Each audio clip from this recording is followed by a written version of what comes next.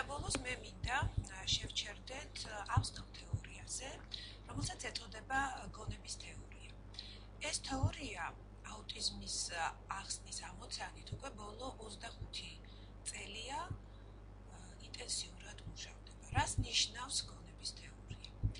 ეს არის შეხედულება და ვერიფიცირებული რასაკვირველია შეხედულება იმის შესახებ, რომ ადამიანს მეორე ადამიანის წვდომა, მისი შინაგანი სამყაროს წვდომა შეუძლია არა მარტო გამოცდილების ცნობიერი გააზრების გზით, არამედ არაცნობიერი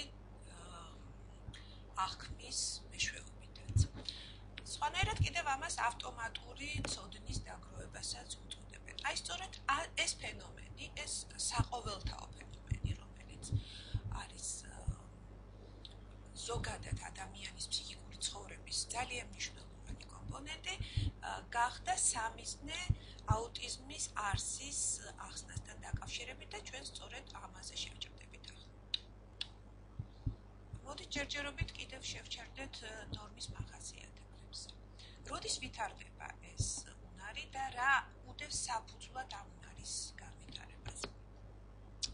ჯამთელი ბავშვების შემთხვევაში 2 წლის ასაკიდან იწყება მათი სიმბოლური აღქმის უნარი. ანუ რას ნიშნავს ეს, რომ ერთი ვითარების ქვეშ იგულისხმოს მეორე ვითარება, დაინახოს მეორე ვითარება. მაგალითად, თუ და განსაკუთრებით ეს ვითარდება სწორედ ადამიანის აღქმასთან დაკავშირებით. ძალიან ადრეულ ასაკში, თუ თქვათ, წარმები ადამიანს აწეული აქვს ზემოთ, ხოლო ტუჩის კუთხებით აწეული, ეს ნიშნავს, რომ იგი დამწუხრებულია და აი ამის არაცნობიერი აღქმა ბავშვს ძალიან ადრეული ასაკიდან ეწყება. სწორედ აი ეს რაღაცის გულისხმობა, რაღაცის სხვა რაღაცის დანახვის დროს არის გონების თეორიის არსი. ეხლა როგორ არის ეს მდგომარეობა, ანუ სხვა ადამიანის შინაგანი სამყაროს პერცეფციის მდგომარეობა ჯამრთელ ადამიანებთან. ჩვენ ვიცით, რომ ძალიან ხშირად ნორმაშიც ყოველგვარი აუტიზმის გარეშე ჩვენ ზოგჯერ ვერ ვიგებთ მეორე ადამიანის შინაგან მდგომარეობას, განსაკუთრებით ეს მაგალითად დამახასიათებელია მოზარდებისათვის. მაგრამ და ამას ეფუძნება მთელი რიგი კონფლიქტები, ხო? ქცევაში გამოხატული კონფლიქტები.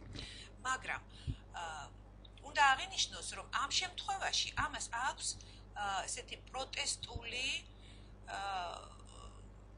კონფლიქტური ემოციების საფუძველი და არა ფუნდამენტალური კოგნიტური დეფექტი ან დეფიციტი. რაც შეეხება აუტისტური სპექტრის მქონე ადამიანებს, აქ აი ამ წვდომის შეუძლებლობა, ანუ გართულებულობა დაკავშირებულია სწორედ პირველად კოგნიტურ დეფექტთან, რომლის შესახებაც კიდევ უფრო დეტალურად შეგვიძლია ვილაპარაკოთ. უფრო ნათლად ვითარების წარმოსადგენად, მოდით შევეხოთ იმ პატარა ექსპერიმენტს, რომელიც გამოყენებული იყო სწორედ აუტისტური სპექტრის მქონე ბავშვებთან, მათი გონების თეორიის სიძლიერის განსასაზღვრად. რაში მდგომარეობდა ექსპერიმენტი? აუტისტური სპექტრის მქონე ბავშვი ხედავს და აი ახლა აქ არის მოცემულობა, ხო? ესე იგი, გოგონა ნომერი 1 დგას კალათასთან. ში გათავსებს ბურთს და გადის ოთახიდან. ამის შემდეგ გოგონა ნომერი 2 შემოდის ოთახში, იღებს ბურთს კალათიდან და გადააქვს, უნაცვლებს მას ადგილს და გადააქვს ის პულტში. როცა გოგონა ნომერი 1 ბრუნდება ოთახში, აი ამ ყველაფერს უყურებს აუტისტური სპექტრის მქონე ბავშვი. ბრუნდება ოთახში ის პირველი გოგონა, ბავშვს ეკითხებიან აუტისტური ბავშვის სპექტრის მქონე ბავშვს. სად დაიწყებს გოგონა ამ ბურთის ძებნას? და აუტისტური ბავშვის სპექტრის მქონე ბავშვის პასუხი არის 5-ში.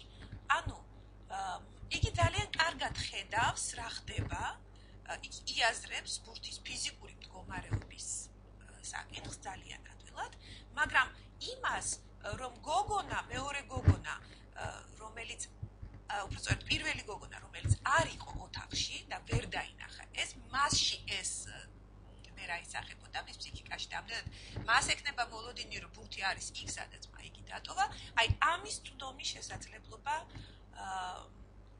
აუტისტ ბავშვს არ აქვს, ყოველ შემთხვევაში გართულებული აქვს და სწორედ აი ეს არის კონკრეტული გამოხატულება მისი გონების თეორიის სისუსტისა. შეჯამების სახით შეიძლება ვთქვათ, რომ აუტიზმის მქონე ბავშვები სწორედ პასუხობენ კითხვას, რას ხედავს სხვა ადამიანი, მაგრამ ვერ პასუხობენ, რას გრძნობს ან რისი სჯერა მეორე ადამიანს. ანუ მას აქვს ფიზიკურ ქცევით დონეზე მოვლენების გააზრების სრული კომპეტენცია, სრულფასოვანი კომპეტენცია, მაგრამ აქვს გონების თეორიის ნაკლოვანება. აი ამ სლაიდზე ჩვენ ვხედავთ კიდევ ერთ ძალიან ნიშანდობლივ მაგალითს, რომელიც 1986 წელს წარმოდგენილი იყო პრეზიდენტის, ასე ვთქვათ, საპრეზიდენტო ელექციად, როგორც ყველაზე საინტერესო აღმოჩენა, სადაც ნაჩვენებია ის ამოცანა, რომელიც დაყენებული იყო აუტისტური, არააუტისტური, ანუ ჩვეულებრივი ტიპიური განვითარების მქონე ბავშვებისა და დაუნის სინდრომის მქონე ბავშვების წინაშე და აგრეთვე ნაჩვენებია ის მონაცემები, რომლებიც გამოავლინეს ამ ბავშვებმა. ეს მონაცემები ძალიან ნათლად აჩვენებს თუ რაში მდგომარეობს აუტისტური სპექტრის მქონე ბავშვების სპეციფიური პრობლემა კოგნიტური მენტალური ფუნქციონირების დროს. და აი ქვემოთ არის ორი ესეთი სუქცესიური სურათების რიგი, სადაც ძალიან პატარა ამბავი არის მოცემული აი ამ თანმიმდევრული სურათების მეშვეობით. ნუ პირველი რიგი სურათებისა ასახავს ამბავს, რომლის გაშლა ხდება გარეგან პლანში და ეს არის მოქმედებების აღწერა და გაერთიანება ერთ სიუჟეტად. ანუ ბიჭმა ნახა რაღაც ასე რა ქვია მაღაზიის ვიტრინაში მისთვის საინტერესო პროდუქტი, იგი შედის, ყიდულობს ამ პროდუქტს და გამოდის ამ პროდუქტით. აი ეს პირველი ვითარება თუ როგორ იქნა აღქმული და გაშინაგნებული, ანუ გააზრებული ბავშვების მიერ ნაჩვენებია პირველ სქემაში. და ჩვენ ვხედავთ, რომ ნორმალური ბავშვები და აუტისტური სპექტრის მქონე ბავშვები აჩვენებენ ერთნაირ მონაცემს.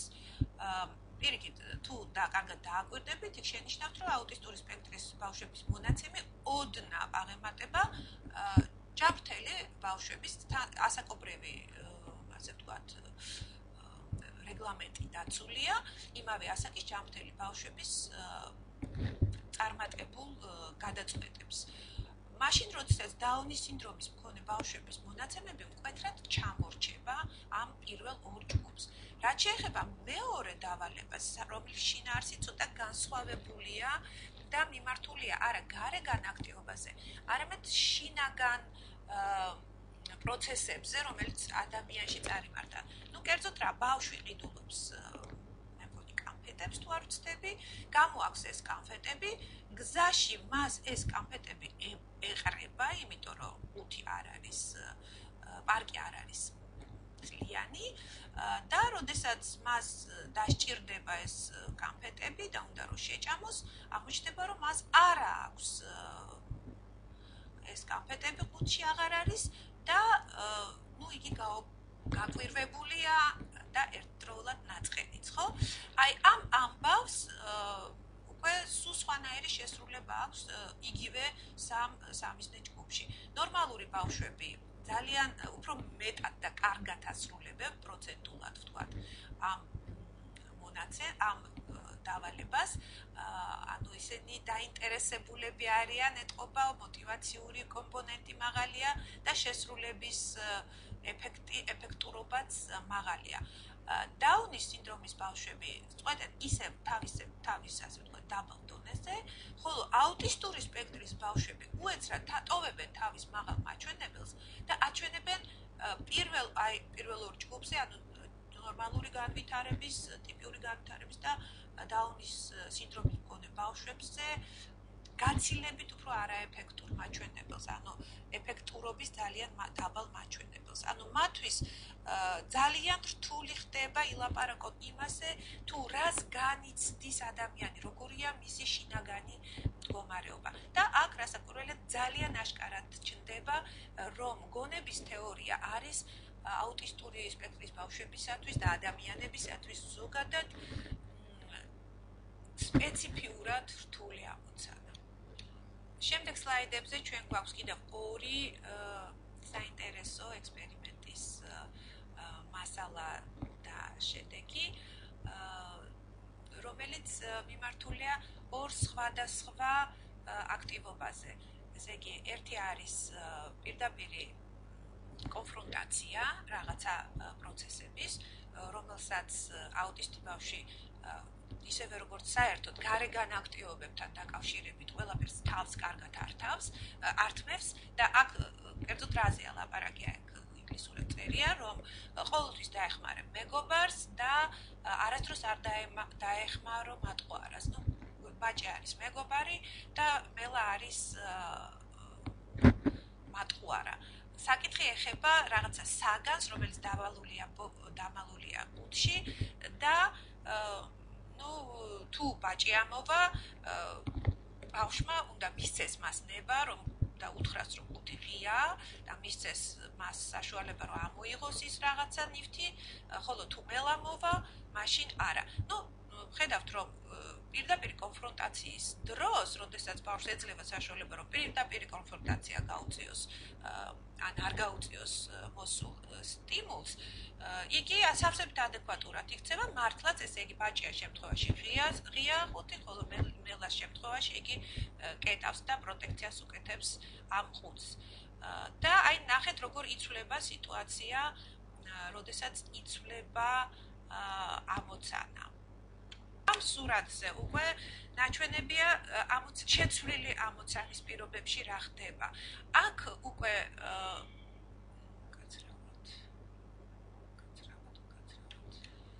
აი ამ სლაიდზეა შეცვლილი პირობები, იგივე სიტუაცია იყო. ანუ შეცვლილი პირობები რას წარმოადგენს, რომ ამ შემთხვევაში ბავშვს ევალება არა პირდაპირი საბოტაჟის, ანუ კონფრონტაციის გაწევა მოსული აგენტისთვის, არამედ მისი მოტყუება. ანუ მას შინაგანი პროცესი უნდა განახორციელოს და არა გარეგანი პროცესი. და მინაიდან ტყუილის თქმა ეს არის შინაგანი გადასტრუქტურირება, თავისი შინაგანი მდგომარეობის, ხო? და ასეთ შემთხვევაში აუტისტური სპექტრის მქონე ბავშვები მკვეთრად წარუმატებლები ხდებიან. ანუ მან უნდა უთხრას ბაჭიას, რომ კუდი ღია, ხოლო მელეას უნდა მოატყუოს და უთხრას, რომ კუდი დახურულია და ამგვარად, ანუ ტყუილის გზით გაუწიოს მას წინააღმდეგობა, რასაც აუტისტური სპექტრის მქონე ბავშვები ძნელად ან ვერ ახერხებენ. და აი აქ ხედავთ ისევ რაოდენობებში გამოხატულ მაჩვენებლებს იმავე სამ ჯგუფს შორის, ესე იგი, ტიპიური განვითარების ბავშვები, რეტარდაციული, ანუ გონებრივი განუვითარებლობის მქონე, ჩამორჩენის მქონე ბავშვები და აუტისტური სპექტრის მქონე ბავშვები და აი აქ ძალიან კარგად ჩანს თუ როგორია განსხვავება. ესე იგი, საბოტაჟის, ანუ ღია ქმედითი წინააღმდეგობის გაწევის დროს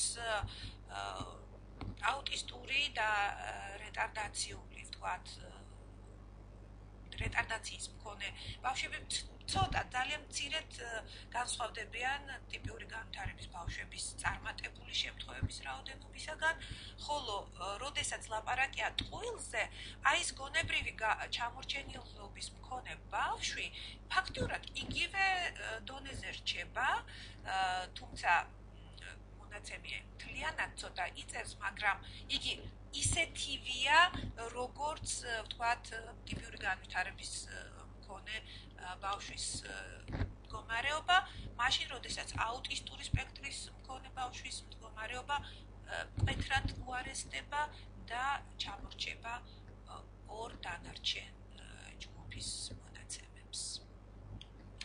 და საბოლოოდ რომ შევაჯამოთ ეს ჩვენი ექსკურსი გონების თეორიის პრობლემურობასთან დაკავშირებით აუტისტური სპექტრის მქონე ინდივიდებთან, შეიძლება გამოვიყენოთ ეს სქემა, სადაც ნაჩვენებია სხვადასხვა დონეები პრობლემის იდენტიფიცირების სხვადასხვა დონეები და ჩვენ ხედავთ, რომ პირველ დონეზე ეს არის ბიოლოგიური წანამძღვრები, რომლებიც შეიძლება იყოს სხვადასხვანაირი, როგორც გენეტიკური, ასე ვირუსული, ასევე დაზიანების, ხო?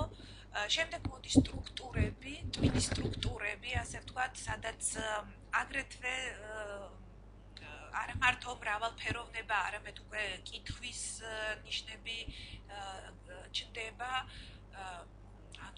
ლაპარაკია დოპამინის სისტემაზე, მაგრამ აგრეთვე შეიძლება იყოს დაინტერესება სხვა სისტემების. შემდეგ არის უკვე უშუალო მექანიზმი, რომლითაც შესაძლებელია განხორციელდეს, გადმოვიდეს ეს ბიოლოგიური პრობლემები უკვე ფსიქოლოგიურ პრობლემებში და ეს მექანიზმი, როგორც ხედავთ, ძალიან დიდი კითხვის ნიშნის ქვეშ არის და ალტერნატივები და ვთქვათ, ჰიპოთეზებიც კი არ არის და ასე მივდივართ ძირითად პრობლემამდე, რომელიც ავტორების მიხედვით არის სწორედ მენტალური წვდომის პრობლემა, რომელიც თავის მხრივ უკვე იშლება ძალიან კონკრეტულ ვითარებებში. ეს არის სოციალური სფერო, ეს არის კომუნიკაციის სფერო და ეს არის იმაჟინაციის, ანუ წარმოდგენების სფერო. თავის მხრივ ეს სფეროები განსაზღვრავს კონკრეტული კლინიკური გამოვლინებების გვარობას და ჩვენ ფაქტიურად სახეზე გვაქვს ტყუილის, ანუ ესეთი არაწარმოსახვითი მსჯელობის სისუსტე, გამომხატველი მოძრაობების სიღარიბე და ესეთი თამაშის ჩამოუყალიბებელი და განვითარებელი ფორმები. აი ესეთი ვითარება მოგვაწოდეს საბოლოო ჯამში შეჯამებულად გონებრივი თეორიის მომხრეებმა და როგორც ხედავთ, მიუხედავად იმისა, რომ აქ ბევრი რამ არის გარკვეული, ბევრი ძალიან საინტერესო ფაქტია დაფიქსირებული, გარკვეული მიზეზშედეგობრიობაც არის გარკვეულ დონეებზე, მაგრამ ძირითადი ამოცანა იმის შესახებ, თუ რა არის ის ძირითადი მექანიზმი, რომელიც ბიოლოგიურ ან გარემო ფაქტორებს ფსიქოლოგიურ პრობლემად, ძალიან სპეციფიკურადაც ფსიქოლოგიურ პრობლემად აქცევს და წარმოქმნის ადამიანის ცხოვრების ხარისხისთვის და კარგად ყოფნისთვის აუცილებელი ქცევის ფორმების შეზღუდვას, აი ეს სადღეისოდ ჯერჯერობით